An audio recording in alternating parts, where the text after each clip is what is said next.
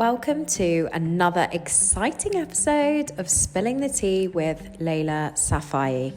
Today I'm thrilled to be joined by the amazing Anastasia Ttofis, CEO and co-founder of ILA, the UK's only law firm specialising in independent legal advice for finance and property.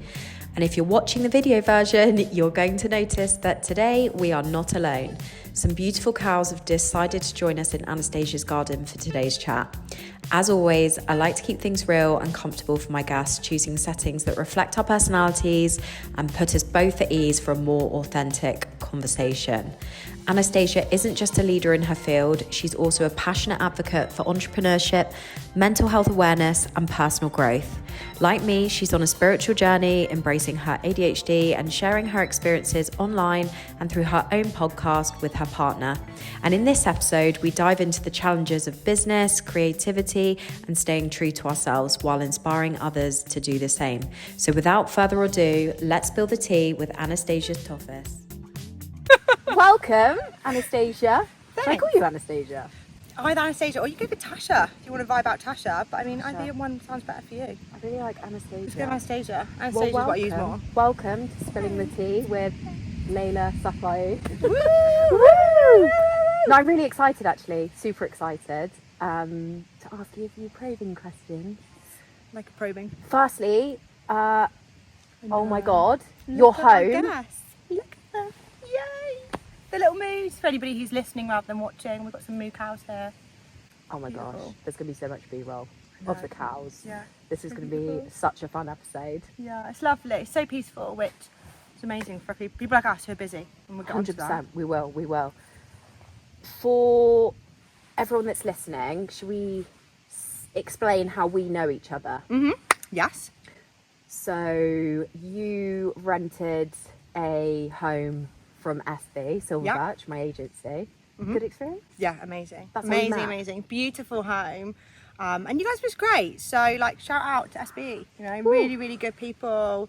And when we viewed it, I was like, I have to have this house. And you all helped with that, which was beautiful. I mean, this is a good place to start. Certainly with what we're going to discuss. Like, you obviously rented a home in Sandbanks. Mm-hmm. You loved it, you wanted it, and now we're here. Yep. Where are we? In the middle of, Abbotsbury, just outside of Abbotsbury. So that's a cow you can hear. That's neither me or just for clarity, that's a cow. Baby girl, that's so cute. So we're watching. I hope this is on camera. I love it. Oh my God. Babies. Right, we're outside of Abbotsbury. So we're just outside of Abbotsbury, which is about 45 minutes an hour from Paul, who anybody doesn't know. Just did a complete 360, which it is a major 360. Yeah, massively. I mean, I can start getting into why and what happened there if you want, if we can delve in. So obviously when I discovered you guys and the beautiful home in Sandbanks, at that point business is doing well, and all these things that you kind of aspire, that you think you want, right? So it was like, oh my God, I'm going to live in Sandbanks. I mean, this house is on Panorama Road. I speak about this in another podcast that me and my partner host together, and you do these things not necessarily even consciously from a place of ego. It wasn't like, I can't wait to do that so I can tell people. Like, it wasn't ever like that wasn't what was in my head. But I think there's upon reflection, I think there's some sort of like what's kind of ingrained into us, or an expectation that we are deserving of something. So when you become successful, I can go and get that house on Panorama Road if I want. I can drive. We had a BMW M4, a brand new Audi, and like, it wasn't even like I'm that kind of knob. Like, I'm not that kind of person, but I think it's just this like rite of passage sometimes that you're like, well, that's where we're at, and that's what I'm going to do. And I was exactly the same, you know. Yeah. Like the watch, the shoes. I thought at one point when I was younger, like a whole dressing room full of Louboutins would make me so happy. Yeah. Watches. Yeah. And really don't have any of those things anymore, and I'm much happier. Absolutely, and that's it. I mean, like, we all have like different things that we visualize that success to be, and I can't necessarily say that I was like gunning for that home there, or I don't know how to explain it exactly, but it just naturally flowed. Like, we started earning good money, and then you're like, okay, well, of course that's where rich people live, so I'm going to go live there. It wasn't even like a conscious decision. And then we were there for a little while, And the 360 came about because all of a sudden I was like, one of the key stories I tell is Max and I were on the beach in Sandbanks, and he's like, I'm gonna go in the sea, do you want to come with me? And I was like, no, Max, like, I don't want to. It just feels like another thing on my to-do list. I'm sat on the beach and I'm on my phone, I'm working. Because obviously once you've created a lifestyle where you need to earn at least £10,000 a month to sustain it, like that's quite heavy pressure, you know. £10,000 to sustain it, plus maybe 15 makes you comfortable, but actually ideally 20 grand a month would be great, and that's where actually you sit at. And it's like, what the fuck even is that? Like, I got home from the beach and I started crying. He's like, what's wrong, darling? And I was like, I'm becoming everything I said I didn't want to be. Like, I'm becoming that person who, like, people look at and go, oh, well, you know, oh God, you live in Panorama Road, oh God, look at you, but actually we're miserable, and actually I don't show you love, and actually I don't have time to spend with you, and actually when the business has a slight downturn, I'm consumed by it, and every market fluctuation shakes me to my core because I have to make £15,000 a month. And I was like, this isn't it. And my mum said to me, she was like, darling, if I had told you that, you never would have believed me. You had to have done it yourself. 100%. You had to have done that to realise it's not it. So we just downgraded everything, got rid of the cars. We live out here, which is like a fraction of the cost of renting where we were before. Let's pause you there, because actually, as I drove here to meet you, because obviously with what I'm doing, I wanted this like fresh opportunity where people can be their authentic selves. Yeah. So the fact you've let me come here into your home, anyway, rewinded, I'm going off on a tangent. As I'm driving here, I'm like, oh my goodness, like I don't know what I was expecting. It is beautiful. Yeah. But there's such good energy as well. Yeah. I can see why. You see why I've done it. And like, there's a fraction of the cost. Like, to live here, I couldn't get like a 2 up, 2 down in like Camford Heath. And that's no disrespect to Camford Heath or anywhere else in town, but I'm saying a built up town that people think, oh, well, you live in the countryside in a big barn. It's like, it's actually a fraction of the cost. And 100%. And I think a lot of that, I touch on it as well on my like social media to try and explain it to people. I think, again, society has put limiting beliefs on like to live in the countryside, you've got to be rich. Actually, and it's not the case. It's actually the opposite. But people then don't explore it. They're like, I can't do that because of this limiting belief. But if they'd actually explored it for themselves, you'd realise you can. This is it, it's a fraction of the cost. What we've now done is create a situation where the life we've now created, we could afford if I had a job in, like any job. I've had a job in Tesco, and again, that's not disrespect to a job in Tesco at all. I'm just saying, compared to being like, oh, the CEO of a law firm who earns all that money, I could maintain this life on whatever job I needed to have. And that then meant that nothing could be taken away from us.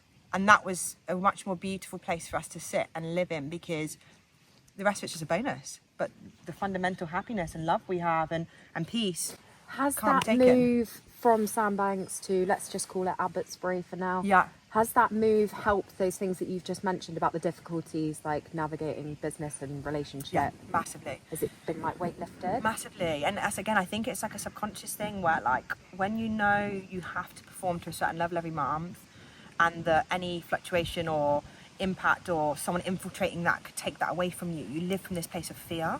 Whereas where we're now living from, like I said, if ILA blew up tomorrow, Max and I were just going to get normal jobs and we'd still have this life. That's the key thing. And I know then people might say, well, that's the realest thing I've heard in a long time. Yeah. And it really resonates. Yeah.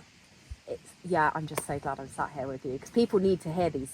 For sure. And this conversation has to happen. Like, people need to hear this. Yeah, and we were talking about the other day that actually I think the quicker you can expose yourself to the thing you think you want, the quicker you'll realise, look, I'm only 32 and I, thank God, I managed to earn enough quick enough to realise it wasn't the thing. Because what if I'd spent all my life until I was 60 being like, when I get that money, when I live on Panorama Road, I'll be happy. Got there, you're 60, 70, and you're like, oh fuck, that wasn't it. That's not what I really wanted. And life is it's not over, but you're coming to the end of your term, you know?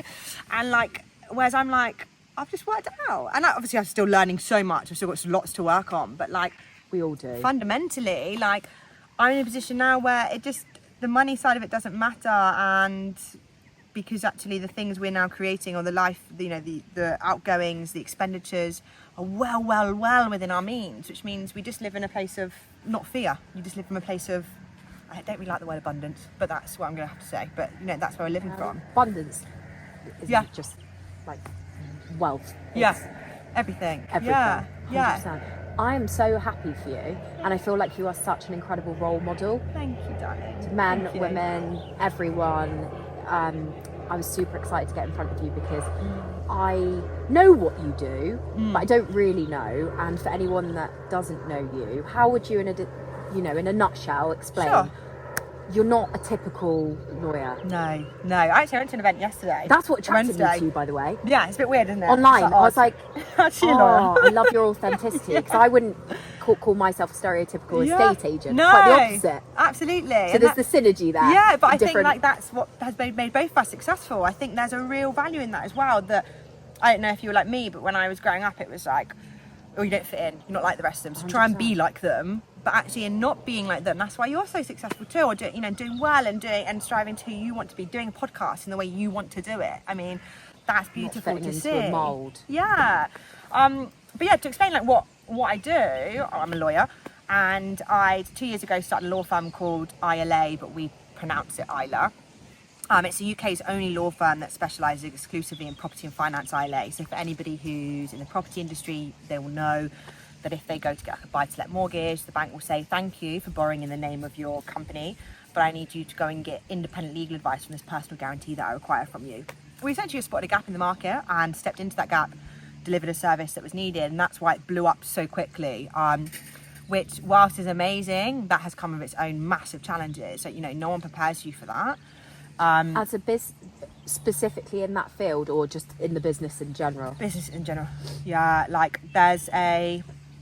I think when you start something, like I believed in us, so we were laughed at. People were like, that will never work. And how many business owners do you hear? So this is not just specific to law. Like, how many business owners do you hear? People like, that will never ever work. It's a stupid idea. And we were laughed at. And I was like, no, I know I'm right. I believe in myself. I know this will work. If you do it on mass volume, it will be very successful. And you build it with tech and integrations, it's going to work. And I think for many business owners, no matter what industry you're in, they will hear that, and you have to believe in your vision. But I think that something that doesn't prepare you is when your vision really takes off and it grows quicker than you thought it was going to grow. It's amazing, but it has at times taken so much from me, and still is currently. Like, so although I'm always very positive, I'm not false positive. So like, it's hard and it's exhausting, and it tests me in ways where I'm like, like I said to Max that day on Sandbanks beach, or when I got back home, I said, I've created this beast and I don't know how to stop it, because I can't, like, it just grew so quickly. And I said, we had all this money and then we had all these things and this stuff, and I was like, You need a little minute to like, pause, what the hell? reflect. Yeah. And like, what do you want? What's important to you? Because, when you become a business owner, it isn't no longer about you. And like, you have to learn to lead, and that's difficult, very difficult to do. People is one of the hardest things I think about business. Do you employ your team? So our admin team, we do. The admin team in the office, we do. The consultants, self-employed. But a big part of that's been I said to you I'm 32, so a lot of people we're bringing in just generally naturally tend to be younger than me. Hi, little news. You agreeing over there? Oh God, I had a coughing fit, little loves. Hope it's not COVID. Poor girl. So yeah, they tend to naturally be younger than me, because I really want to support the younger generation coming through. It's hugely important. Yeah. In our field as well. Yeah. Like educating the younger generation of how to do it differently. Yes. And great. Yeah. And like, you're probably the same as me, where that means a lot to me. It's not, so again, when you own a business and it means that much to you, it wasn't just about the business. I've started identifying this. I think the reason why it gets to me sometimes quite a lot is about that little girl who told she couldn't do it. So I see it in my staff. I see it in every ad we put out. I'm so deeply connected to it, possibly too deeply connected to it, because it is a business. And so I'm actually learning to detach from it a little bit, because I think it represented to me every time I was told I was too much, every time I was told I was too loud, every time I was told I didn't fit in. And then what happened with Isla, 2 years in, it's become a 7-figure business. Year 2, it turned over 1.26 million. And You're like, a big fuck you, But it wasn't even like a conscious thing. You get there though, and this kind of happened to me, and I was like, now what?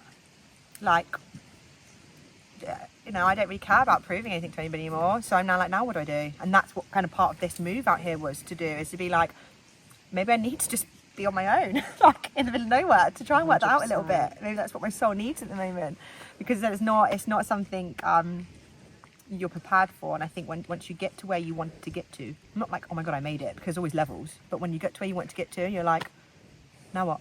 I was going to say, do you still have that? I don't know if that's a sprinkle of the ADHD. I'm finding so much synergy between what you're saying and my story. Do you think there's a sprinkle of the ADHD and also coming from nothing? Yeah. As in the start? Because am I right in thinking when you set up ILA, you had debt? Yeah, absolutely. That's it. Exactly that. Yeah, exactly. So I think I was in quite a lot of bad debt before ILA, about £30,000 worth of debt, struggled with debt all my adolescent career as being a lawyer. So again, that was quite difficult for me. It's an ADHD thing as well, you know that. Again, didn't realise this. So I'm undiagnosed ADHD, but for anybody who spends enough time with me, it's blindly obvious. So I'm happy to kind of talk about it as if I have it, but it is still undiagnosed. I paid for an assessment, I was telling you earlier. I paid £1,000 for an assessment about 3 months ago and just didn't do it. They keep emailing me like, you need to do the assessment. And I'm like, can't be bothered. I'm over it now. Yeah, don't actually need to prove it. I am who I am, honey. Exactly. Yeah, and then I look back, by the way, and because I didn't know I had ADHD, when I look back and I've started reading about it more, I'm like, oh my god, no wonder why I had 18,000 items of clothing. No wonder I kept buying things, impulsively going on holidays. I've lost thousands of pounds and didn't go on the holiday because of a guy that I met for a day and bought a holiday and it cost me £5,000. And the next day I was bored of him. What's wrong with you? And I look back, and I look back and I'm like, shit, I wish somebody had told me. Like, I wish somebody. It's, you know, women. I don't know about you, but I wasn't hugely hyperactive. I was always told. Well, people would always say, that Laila is attention seeking, but it wasn't like a hyperactive. There was tendencies of hyperactivity, but it really goes undiagnosed in women. Because they have the hyperactive part. I was 30 when I was diagnosed. Yeah, and I was like, well, that makes a lot of sense. Yes, literally. Like, well, it's because we mask. Apparently, we have a high level of masking. But like things like, even now when we're talking, you go into hyperfocus, which is what I do with my role. Yeah. But then, when people see B-roll of this, they're going to be like, eh? Yeah, and I can hold conversations and I can mask it quite well. I'm still quite erratic and energetic. Yeah, so they say women mask. So that's what I'm doing at work, masking. Yeah, so you're masking. So like I'm very good at masking, so I can hold. Like vampires. But because I like that. That's right now in my head. They're like we're getting up and running around like vampires. That's all I can see whilst trying to hold us in. And in my head, that's it. Like, so in my head, I can see us running around like vampires now, but we're still holding a conversation. But so women are very good at doing that, which also why, like, when it can be, you know, throughout the journey, I think we're kind of jumping ahead on set and like I'm getting kind of a bit deeper with it, but like you can often feel unseen, misunderstood, disconnected from people, because actually what we're putting out there in most scenarios is a version of us that's trained to, and we're highly intelligent and I can pick up information very quickly, so I can obtain information, I can copy people quite quickly, so I can mirror their energy, all the while kind of like, no one gets me or understands me because I'm not showing you me, and that's part of masking. Yes. But to answer your question on like, do I find that, you know, the getting to where I wanted to get to, was that part of coming from a lot of debt? It's my family. I haven't come from a wealthy family at all. My grandparents moved in from Cyprus, so they're immigrants. They couldn't speak English, so I'm technical speaking, third degree immigrant, I believe the terminology is. But and so like there was that. I was the first person in my family to go to university. And what then an achievement. Thank you. They must be so proud of you. Yeah, definitely. And I think then the ADHD side of things, again, How did you do that? I left after 3 months. I got into Aston Business School. Had the highest grades. Yeah. Got there, looked at the lecturer and went, I'm off to Selfridges, hun. Yeah. I'm going shopping. Yeah, this ain't for me. I think it also depends on what your hyper-focus is. Yeah. So like I was like hyper-focused on like the performing. I can perform, and I just don't stop. So I think that's testimony to, like, you know, you would have done the same with your business. Once you found something that you loved, you didn't stop. My mum always used to say to me, well, law's incredibly difficult. Yeah, well, yeah, but I was very good at memorising stuff. So I could memorise. So although they say, okay, well, ADHD isn't that, you know, don't you forget things. But again, it's a very blasé term. Yes, I forget many things I forget. I lose things all the time. I'm quite chaotic, but if I want to retain information on something, I can research it and regurgitate it insanely fast. So by the time I've asked Max a question, like, Max, where's this done on this, I would have found it. No, mind, and on to the next thing. Like, I can find and observe and pull in information very quickly. So that's supported. I actually don't think I was just very good at getting the information, retaining it, and spitting it back out. Yeah. And so regurgitates it. yes, regurgitating. Fly just flew in my eye. That was a bit like, what's going on? So regurgitating it. And I think when my mum always used to say to me when I was growing up, and now again I look back, she'd be like, there's always something with you, Tasha, always on to the next thing. Because I would. The next thing.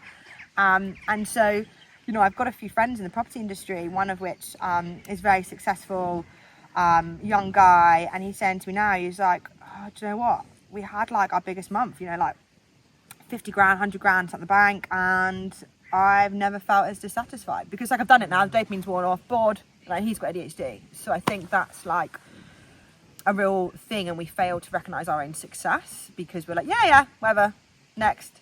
And that's something again we have to practice sitting into and being like,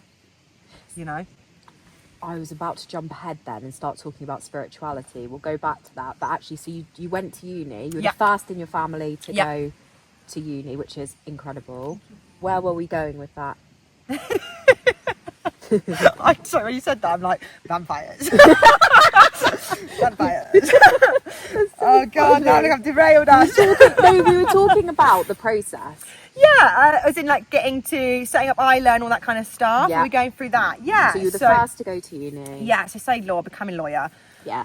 That's what you do. That's your job, That's my honey. job. There we are. Remember that. And then I worked for law firms for a while, a few local law firms, one in Southampton. Touching on the spiritual thing, I set up a wellbeing retreat for like busy professional people. That looks incredible, by the way. Yeah, I stopped running them. Posted it. But yeah, I need to go back to them. That's my plan, to head back to them now. Like, that's part of the master plan.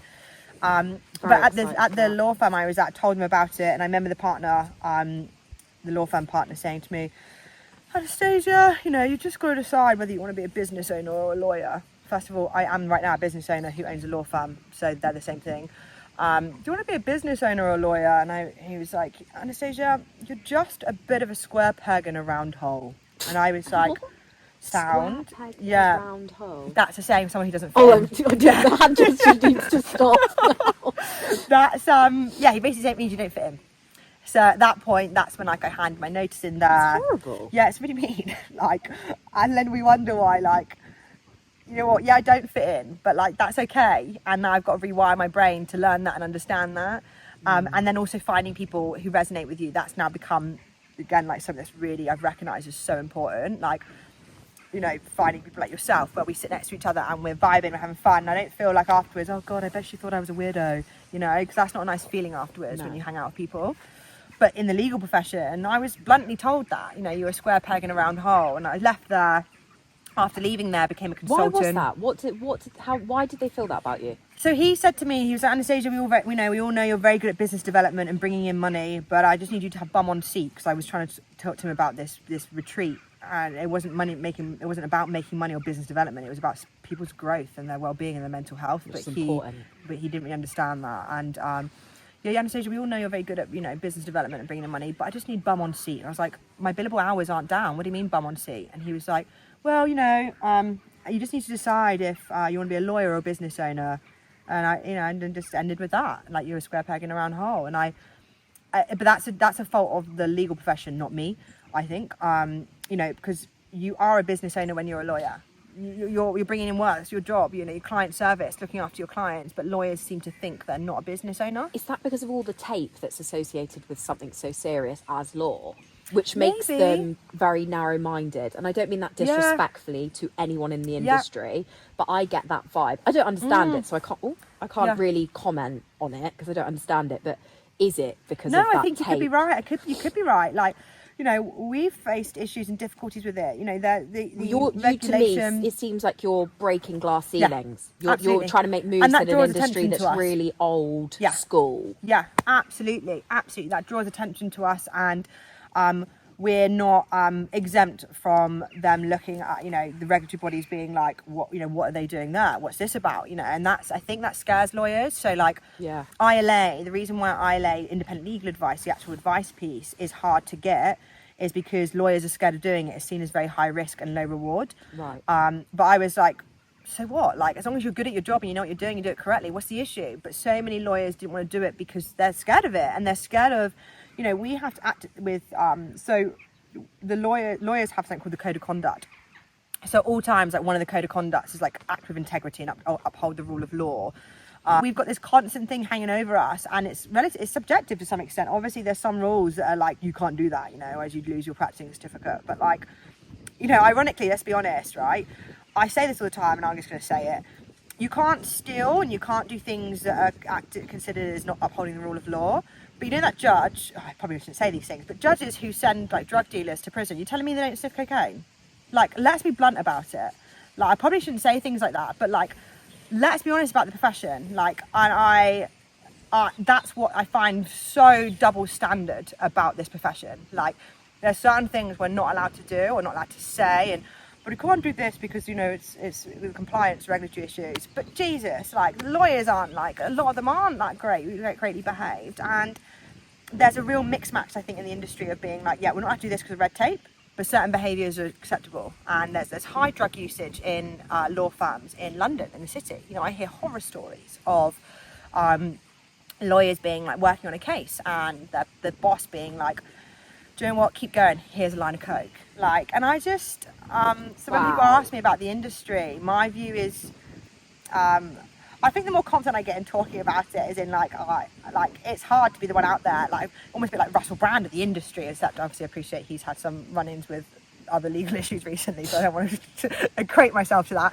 But you're like standing up against things that are like, actually, that this is happening in the world. Yeah. Like, this is happening, like, and the legal industry is one of those things. I probably shouldn't use Russell Brand as an example, I take that back. But you know what I mean? Like, it's like, when you put yourself out there, you're gonna get targeted, and like, I think for me, that's something I'm acutely aware of. The bigger my voice is becoming, the more I speak truth about the industry, and the more I think that could cause me problems. But also, I think what you're saying is correct. They're scared to say the truth, and I think they're scared to speak out about issues.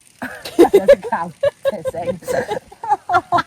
I've never seen anything like it. That's what he thinks of it all. It's like my morning shower. That was so powerful. Wow.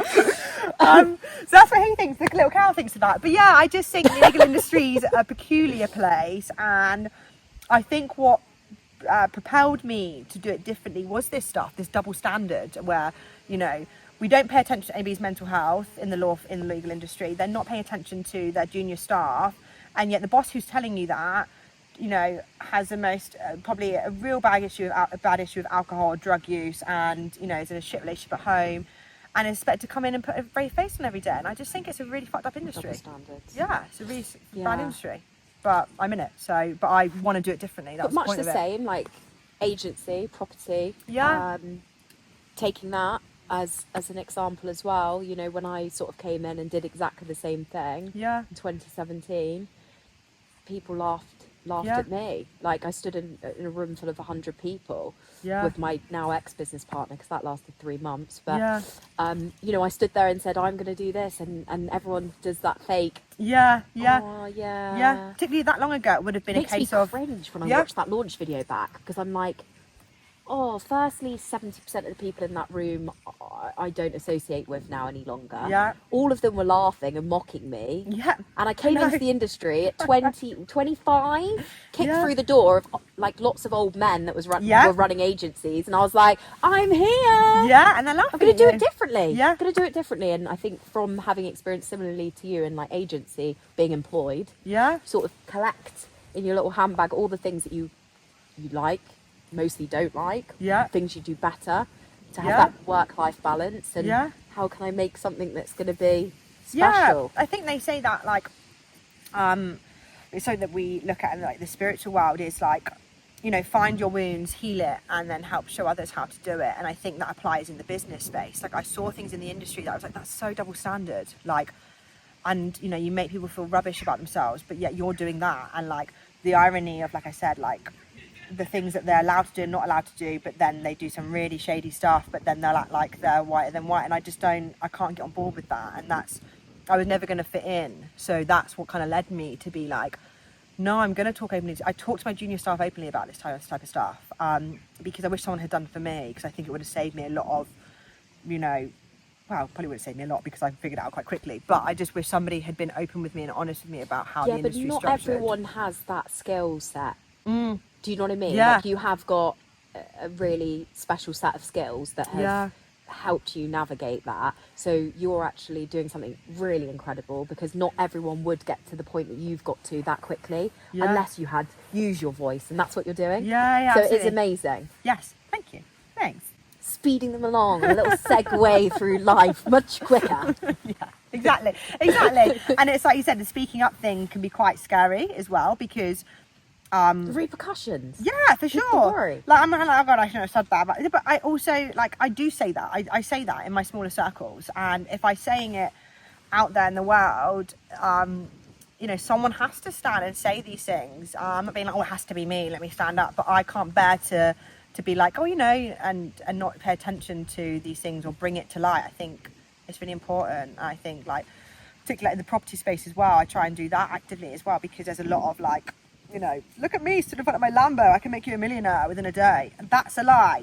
That's not true. You don't own that Lamborghini. Like, show me the V5C and I'll believe you. And that happens a lot in the property space as well. My immediate reaction to that is, oh, why did you have to? That is a representation of supposed happiness. It leads us right back to the beginning of this conversation. Yeah. And what is that encouraging? The exact thing that I've then gone through to realise it's not. Yeah, exactly. Terrible behaviour. Exactly. Certainly in sales roles where you're commission based, because our morals and values are, I'd rather do no business than bad business. Yeah. But when it's not a very good, that isn't a great influence on young people. And then I think I've noticed as well. Although, let's just be real, money is freedom. Yeah. So you need to make money to be free, but it's Absolutely. like not having those false bloody... And it depends what your idea of freedom is. So again, if your idea of freedom is like a big mansion, a Lambo, and look, you can have your own visions and your own beliefs, but I'm fairly confident if you speak to 99.9% of people who have obtained that, they're now on a hamster wheel of trying to facilitate and maintain that freedom, because at any point then that's taken away from them, because it's an asset, so it can be taken away. They lose every ounce of happiness that they've got. So if your happiness, and fundamentally your happiness is linked to you in that Lambo, once it's gone, you're miserable. You lose everything. Yeah, and that's the whole world ends for you. Exactly. And I think, like, something that bothers me quite greatly about, like, the influencers posting that type of thing is, I think it also distorts reality for many people. So like, to think you can get that Lambo within a year of being in business and that will answer all your problems. I think then when people don't achieve it, they get disheartened very quickly, which really affects people's mental health and self-worth, because they're like, oh my God, I'm not good enough. You are good enough, because a load of bollocks, they're lying to you. That's not even their car. Like, and that saddens me most of all for people, that you're disheartening their journey and their self-belief and their own empowerment, because you're telling them something that isn't even true. Yeah, people that have an opportunity to be out there, they've got a social responsibility as well. That's so true. Ethics. It's so true. Something I take really, really seriously. It grates me, actually. Sorry, I'm jumping back and forth here, but back in the day, early days, I couldn't wait to post on Instagram. Oh, I'm here. Oh, I'm there. Oh, this is my new car. Oh, I bought my mum this car. Blah, blah, blah. Yeah. Where am I going with this? And now you feel differently towards it? Is that what you're trying to... I feel differently. I've gone through this similar journey to yourself. I like nice things, but we all value different things in our own ways, and that's okay. One thing that used to kill me, even my sister used to say to me, this is my family, I think this was a pivotal part of the journey of change for me, and I'm 33 and I'm glad that I've got to this point now. She used to say this word to me when she watches this podcast, which she will, she'll probably laugh. She would go, living your best life. Yeah. That gives me the ick. I'm like, what do you mean living my best life? Stop saying it. Do you know, like, for me, I was just like, I'm giving a version of myself online that's portraying something that is absolutely false. I cried 3 times today. I had to find like £15,000 to pay a VAT bill because I've got piss poor cash flow issues this month. I've also, paid X, Y, looked after whatever, paid the staff before I paid myself. Can't actually pay for a coffee today. Literally. But tomorrow will be fine. I'm not living my best life. And you've just hit the nail on the head. And that's what I think, like people aren't showing. But then I get it, right? Because who like turns up online necessarily with the camera filming when they're sobbing? But like that's something that like I think once we get to a place where we're able to then, I'm starting to kind of show that to the world a bit more. Realness. Because actually it's like we've been through it. We've healed that, we've grown from it, and then just to show others that it's okay. And that you're so right. It's like all that people see, it's a snapshot of all the good stuff. And they're not seeing. Funny enough, I put up a post the other day and I was like, the jobs I had before I got to where I am now, and I listed like 30 different jobs. I saw that. And that post went down like a lead balloon. Do you know why? It's because I wasn't telling you could become rich within a day. Because it's not true. Like, it's not true. And what you mean the engagement with the post? Really good with it, because I think it was like a reality of like people don't want to hear that. People want to hear, do you know what, you start property developing tomorrow, you within a year can be a property millionaire and you will not have to work a day in your life. It's fucking nonsense. Hands off working and like start your own business for freedom. Sorry, what freedom? Is that when I'm working my 20th hour of the day? Is that actually when I've had a nervous breakdown 5 times that day, And you know what it feels like when I haven't eaten. Honey. Actually, I've worked out. Last month was great because I took home 20 grand. This month's terrible because I'm in minus 20 grand. Like, it's just a roller coaster. Honey, I've been in Hawaii with speaking to tenants and locksmiths, like, in the middle of the night. Yeah. I hear you. And people aren't posting that and ends. sharing that. And that's, I think, so damaging. So not only, obviously, have I've kind of spilt the tea on the legal industry in some ways. Obviously, my law firm is in the property industry, and that's actually where my most of my contacts and friends and relationships sit, is the property and finance industry. And to be honest, it's just a little bit fucked up, that industry. It is, and I love it. I love everybody in it. Not everybody, that's a lie. I like a lot of people in it, but it needs some serious work to really actually show the truth. There's currently going on, there's communities and networks that many people know about where there's sexual abuse, there's misconduct, there's all these things happening. Everyone's like posing in pictures with them, like, and you're like, what are you doing? Like, what are you even all doing? Like, but it's because it makes me look cool and for the gram. And I'm like, oh, do you know what? It's all like that. I find very difficult to watch, and that's something that also consumes a lot of my energy, which I'm trying to work on to stop being so. I feel quite deeply about a lot of things, so I struggle to see that and not be like, what are you all doing? Like, this is maybe where the ADHD assessment might come in handy. Yeah, that will also help manage. Do you think it's? No, I do. Yeah, I think it really will. That thing, like, because I'm like, it'll give you, get some tools to manage that bit of it. Yeah, because everything you're doing is amazing. Yeah. And on that note, yes, the culture of ILA. Yes. I'm guessing everything we've just discussed is what you're putting into your business to try and have change. Yeah, it is. But there's still what I found really difficult with the balance of it is you have to be careful. So I wanted to instill those things, like they get like crazy amount of holiday, like 30 something, plus we close the whole law firm for like a whole week off of Christmas time, plus they get their birthdays off, plus they get 4 mental health days a year, so 1 a quarter. They were finishing early on Fridays, which we've had to change that slightly. But like, we do like performance reviews every quarter as well. Bonus schemes. Like, I really try to kind of chuck that as much as possible into the firm. But what I found was dangerous about that is they hadn't lived and breathed the hardship that I always had to go through to get here. So they couldn't, some of the team, understand that. Okay, yeah, but that means whilst I'm like, I don't want you to necessarily work past 5, but you might have to, like you might have to put in those hours. Completely relate to this. Yeah, and like, Anastasia, can I be promoted tomorrow? No, it's you've been working for a week as well, isn't it? As a boss. Yeah. Because I did exactly the same thing with Silverbirch. I went too far the other way. Too far the other way. Yeah. You don't want to be. Yeah. our bosses. Yep, exactly. But then I think ours did us good because it made me hardy. So I've gone through. I think our generation. I know what you'd appreciate.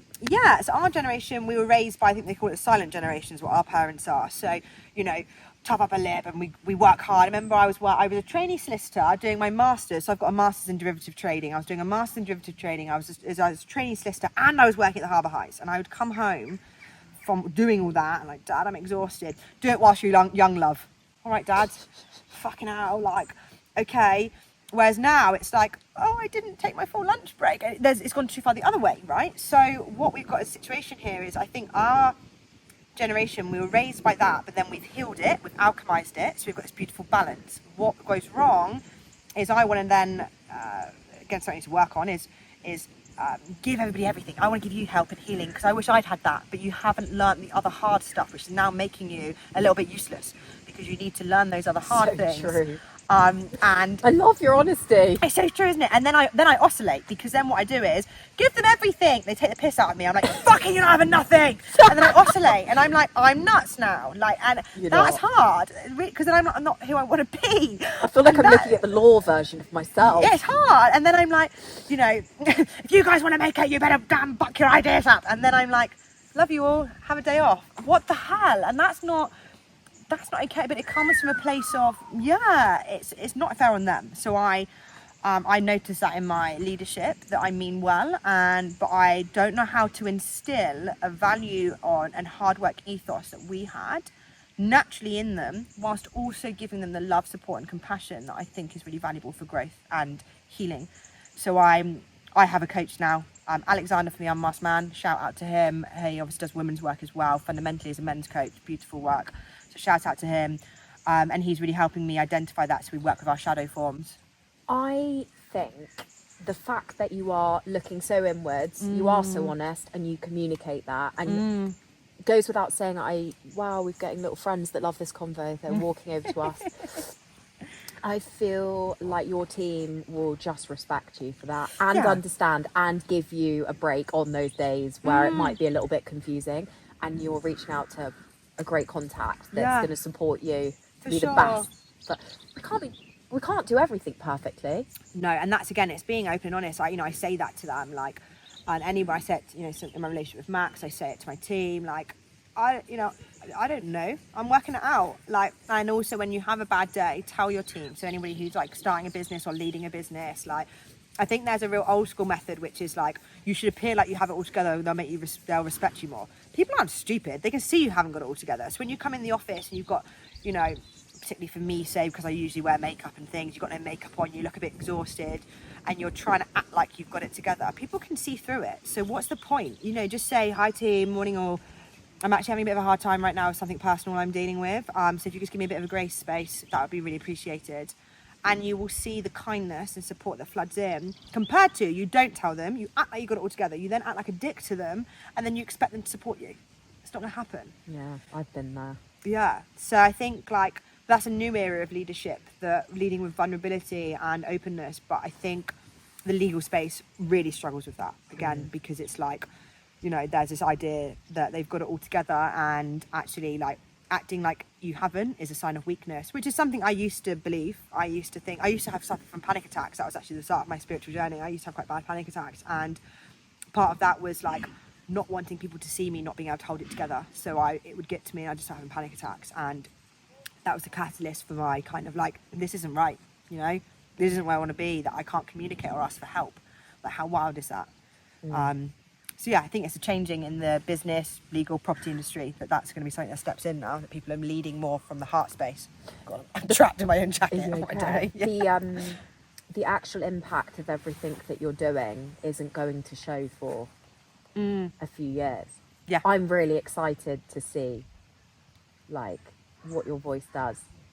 Yeah, thank you. I think so. I think, like, the real change, I mean. Yeah. Obviously, there's immediate change on... But there's more the wider scope of it, and I think the wider that's scope, really, which is actually the deeper values behind everything. I think that's quite hard. Like, I think, obviously, I told you, Max and I, my partner, have a podcast, and even on that... Tell me about that. What's the purpose? So that's called Home Truths, and the purpose of it is to have the sort of conversations we're having now. But what's funny is people who really know me but like, oh, you're still not as raw as I know you are. Like, as in, like, I say some really quite things that I don't know if that is the ADHD. Things come in my head and I'm just like, I just say it and then I'm like, yeah, it is. Oh God, like, even like jokes that are really quite crude, and I'm like, oh, that wasn't necessary. Why did you do that? Like, but mostly crude stuff, you know. And I said my statement about, like I mentioned about the judges, I would usually be pretty like descriptive with how, like, and I would be more out there. So the Home Truths was meant to be, and it's forming, it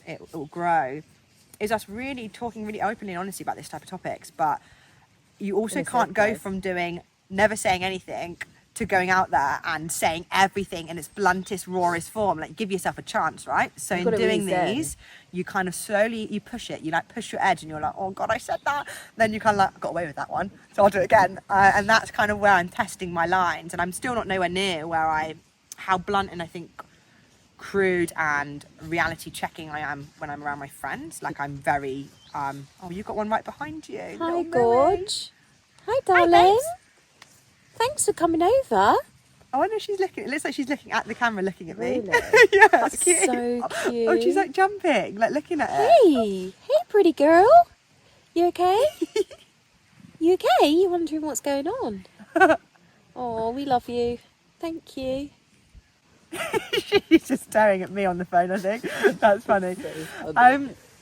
So yeah, I think I forgot what I was saying. I got distracted by the little moo. But yeah, I think it takes time, and you were saying that you're excited to see where that takes me, and I am too. Yeah, Home Truths, to see where that goes. I think it is very hard to speak fully, openly. I don't know why. I still don't fully know why, because I would say that, like, I'm quite okay with saying things as I see them, but I think when you're being really, really out there and blunt and speaking your truth, obviously there's that rejection that comes in. We were talking about earlier, like that rejection sensitivity about, you know, if I say a certain thing, there'll be a percentage of people who don't agree with me and therefore dislike me for it, and you've got to be really okay with that, I think, when you start saying things that are a bit out there. Get a thicker skin, and I hear you. Yeah. Well, I think it's great what you're doing. Thanks, Dan. Thanks. I love it. So how often are you doing Home Truths? So we were doing it monthly, but we've taken a little pause because we've moved out here. So we need to resume it, basically. We need to get it back on track. But we moved out here, obviously that took up a bit of time. I started doing some one-to-one mentoring, which again is something that kind of is now taking a bit of time up as well. And then next week, I'm actually going away to do my somatic yoga teacher training. So exciting. Yeah, buzzing for that, buzzing. Yay. So we've kind of that's taken a bit of a back seat at the moment. And I think, like, part of the moving out here, I think it was a big catalyst, as I said, where, like, I was like, something's not right, I'm not fully happy. So I think coming out here is kind of regrounding into that space, regrounding into myself, which is why I said we took a little break on doing that. So we need to get that back up and running. And it's amazing, like, even like a few months ago after our last one, I was like, I'm not posting it. I was like, no one cares what I have to say. And Max was like, okay, like it's not true, but like, you're obviously feeling that today. I think it's not true, but yeah, as women as well, we can't shy away from the fact we have like hormonal. Yeah, I think I was maybe going through a phase where I was like, a period, like I talk about this quite openly now on my Instagram, where it's like, actually that's quite wild as well, that like to navigate that, which I wasn't consciously aware of before, where like just before my period I'm like, I'm worthless and no one cares what I've got to say, and why am I even trying to put myself out there, who was I thinking that I could do this? And then afterwards I'm like, yeah, I can do it, and that's really difficult to manage as well. Oh my goodness. But I went for a little phase with that as well, and I think it's regrounding into my own worth and my own value. I think through the work I'm now doing with the coaching and delving more into my spiritual side, is kind of coming back home to understanding my value in the world and actually surrounding yourself with people who see value in you. So I now have people message us about the Home Truths, like, thank you so much for that. And it might only be 3 people, 10 people, 2 people, 1 person. It's made that much of a difference. It's what, you know, whether it's 1 or 200, you have to disassociate with the outcome you're looking to achieve. If you're like, I'm looking to change the entire world, and if people don't respond that way, then I'm a failure. Like, if you attach your worth to how many people like or engage with it, you will never, I don't think, achieve what you want to, or truly achieve. Whereas if actually you disassociate with the outcome, and if 1 person likes it, then that's fantastic. And it helps us to heal. By talking like this, it helps me to process things that I might have said in a podcast 2 years ago that I no longer agree with. Like, I'm very happy with being like, I don't agree with what I said then. I must have been, I've changed since then. And I think that's really important to talk Well, that's totally normal as well. Mm. I do feel like it's all tying in though. The somatic yoga, which is super exciting, which is also a huge benefit to managing your ADHD symptoms. I feel like I'm on drugs after I've done yoga. Yeah. It's like I'm trying to, but I can't. I'm just so relaxed. Yeah. Is that one way you manage it? How do you like manage it well? Like, is there yoga, meditation, things that I do to help manage it? I had psychotherapy for 5 years, which actually initially I engaged with for other reasons. During that process, I was diagnosed at some point in the process. But really, exercise is a huge part of controlling it, because I don't take medication. No. And I'm really scared about that. That's the first thing I ask people that take medication. Yeah. Like, I ask a lot of questions surrounding that. But it terrifies me because I really don't want to lose my personality. I don't want to take medication either, and I won't take it. No. I currently feel that way, so I always say everything with a pinch of salt. I agree. But right now I feel like I wouldn't. If you can arm yourself with the tools to navigate what you can without medication, then it's definitely worth doing it. But some people really do need that. So I was talking to but the yoga, I reckon, will. Well, yeah. So I mean, I've been doing yoga for like 6-7 years now. So that's but do you practice daily? No, I go through phases where I do, and then I've lost a bit of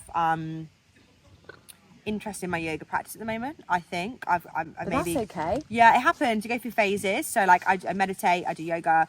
Going away to do my somatic yoga teacher training, and various other things that help me. But I was talking to my coach today, Alexander, and it's interesting because obviously there's a big rise in diagnosis of ADHD, in which he was saying about it, that actually whatever you want to call it, I think what enhances it is the we've got a scratchy cow scratching his neck. What enhances it is that constant stimulation. Like, I feel like mine's got worse, but I think it's because my business is growing, because I'm constantly I'm constantly stimulated by the phone, the interactions, the staff, the emails, the ping, ping, ping, ping, ping, ping, ping, ping, ping. So it's made it worse.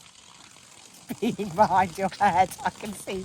And look, if I squint one of my eyes, it looks like there's pee on your head. So yeah, I think like it's Thanks, guys. It's actually about him. What he was saying to me is it's actually like a deregulated nervous system. So that's why it makes it kind of worse for us, because actually. Why do you think? Is it a coincidence? Is it that all business owners have ADHD and they became good business owners because they have ADHD? And also, do we think it makes it worse because actually being a business owner is stimulating it more, because it deregulates your nervous system more, because we're constantly being triggered and poked and this and grow and metrics and money. And so I wonder whether that makes it a bit of a vicious circle, which is like you have a bit of it to become a business owner.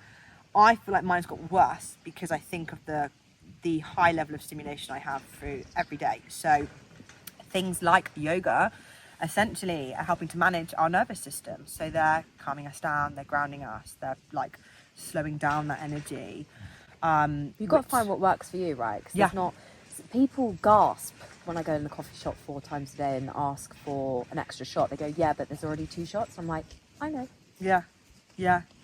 What? Oh my goodness. So there's a new not a new tattoo shop. There's a new coffee shop in the tattoo shop in Ashley Cross. That's where I get my tattoos done.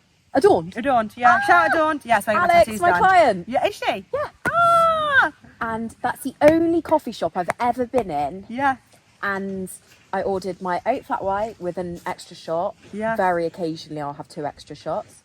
And the lovely lady behind the coffee counter went, you got ADHD? Yeah. That's the first thing she said. And I was like, I do. And she was like, makes sense. Yeah. And then just carried on. Yeah, exactly. And I think that's it. I think half of it's because someone said to me, like, why do you want to be diagnosed with it? Like, what would that do for you? I think a lot of it's awareness with anything, right? Like, you can't walk through life with blinkers on and then be like, oh, I wonder. I always say about this, like, in your healing journey, right? It's my wounds and the things that happen to me aren't necessarily my fault, but it is my responsibility to heal it. I don't get to just walk around life stabbing into people with my spiky edges because I haven't taken responsibility for my own behaviour and how I come out of the world. Like, I don't get to just walk around stabbing into you because I won't deal with it. The same way with like ADHD or being aware of your personality traits. It's like, okay, well, if I'm aware of it, I can better manage it. So now I get like heavily overstimulated sometimes and I'll start freaking out and I'm like, I think you'll probably get this, and it's something I've now noticed. honestly, my business partner would come in and be like, Anastasia, we're 100 grand behind target. The business is going to go under tomorrow. And I'd be like, okay, cool. Right, whatever. Someone's like, oh, Anastasia, like, actually, that person's moved, like, you know, this has happened, like, a really small thing. Like, actually, I dropped my cereal on the floor, or the beans went off in the microwave. I'd fucking have a fit about that, a complete meltdown about it, because it's like a dissociation between things that are actually critical and things that aren't. So, like, a critical issue can happen. I'm calm as anything. Me too. Navigating anything that most people would crumble and want to jump off a cliff. Yeah, easy. I can navigate that like, ooh. Yeah, I love it. Having my morning shower. Yeah, absolutely. This is natural to me, I'm baby. like, come on, let's dance. But then, like I said, like, literally, like, spill my tea. I'm like, fuck it, oh, no. Like, and it's like, whoa, like, that's so dysregulated. Girls, don't make sure your hands are clean when you touch the chairs, because otherwise the makeup hands are going to go on the chairs. But then... house is burning down. Right, boom. Let's get you moved. Don't worry about crisis. No issue. Yeah, it's really heavy deregulation. But that's why things like that doesn't happen. Yeah, but that's why things like yoga and meditation all really help. And I think part of the spiritual journey is to be aware of ourselves and like our shadows. So particularly doing a lot of work, like shadow work, and like bringing that into the light and knowing things that like when we oscillate between inflated and deflated, and knowing like our energy fields and how they operate. Like, there's so much to it, which I think when we talk about spirituality, I think a lot of people, particularly people who are very like gung-ho and business owners who might be governed by like bottom lines and metrics, I think people don't understand the value in it and what it does and how that actually helps you. I owe my success to spiritual. I would not be here, and I would not have done ILA if it wasn't for when I started having panic attacks. I then went and did hypnotherapy, and in doing that hypnotherapy was the catalyst for all of this. I never would have done it. I owe everything to my spirituality. I wouldn't be here. And so that's the irony. It's like, spiritual people aren't people who necessarily like sit in fields and don't earn money. Like, that is one category where they don't, you know, they might not understand. Yeah, but you're sat in this beautiful environment and your business is absolutely smashing it. Hey, girls! They're so close, aren't they? Hey! You watching the script? Oh my God, there's so many eyes. Yeah, I know. Hello. Cuties. So funny. And where were we? Spiritual journey and how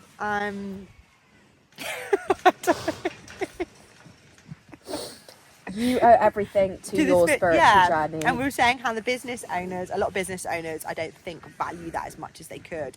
Because how it gets to... Do you know what? I think it's a little bit... What do you think? Perhaps a case of not understanding how they can go together. Mm-hmm. People are very much like, if I'm a professional, I am a professional. I can't be seen to show that side of me. And actually, they could run really well your living proof together. That's exactly it. And I love that you brought that up, actually, because through now, obviously, I've been living and breathing these practices, whether that's like shamanic practices, spinal energetics, Reiki, yoga, meditation. I've been doing that for 6-7 years now, but I don't have any like coaching accreditation, so to speak. So that's why I'm now doing the teacher training stuff. And part of that is that I want to then come out back into the world and offer mentoring and coaching that does both. So not only did I start a business from scratch and £30,000 of debt, build it to 1.26 mil turnover within 2 years, a law firm, an idea that people laughed at. So you're looking at the operations and the strategy side of business. I would massively tie that coaching in with the spiritual side of thing, understanding your own intuition, like freeing yourself from self-limiting beliefs and tying the two together and like understanding your toolbox. So your toolbox is like, okay, well, I can meditate today to get through that. ILA came from me through meditating. I was meditating and I was like, why have I never thought of that before? And then, as I said, when I went out into the world and said we're doing ILA, lawyers were like, that's a stupid idea. And now lawyers say to me, why did I never think of that before? Probably because you didn't meditate, maybe, you know, and that's literally it. So like I'm so glad you mentioned it, because my vision is to come to try and offer this mentoring or coaching that aligns the two, because I think there can be a real disparity between like the spiritual, which can often be classified as like, you know, hippie sitting in a field meditating, and then you've got the business owner who cares only about the money and the income and the driving and the analytics. But actually, if you combine the two, there's this real beautiful synergy of success, wealth, but inner happiness and peace. And like, I really think that's where it is, where it needs to be at. And it's something I'm trying to, I don't know exactly how to frame it yet. And I think me going away to do more of my teaching like skills and actually then putting it into a coaching thing, because I also hear people coming to me and they're like, oh, my business mentor tells me I need to do this for the business, but my spiritual mentor tells me this. So they're telling me opposite things. Yeah. But they don't need to. If they just work together, or you had a person who did both, I think it... Ta-da!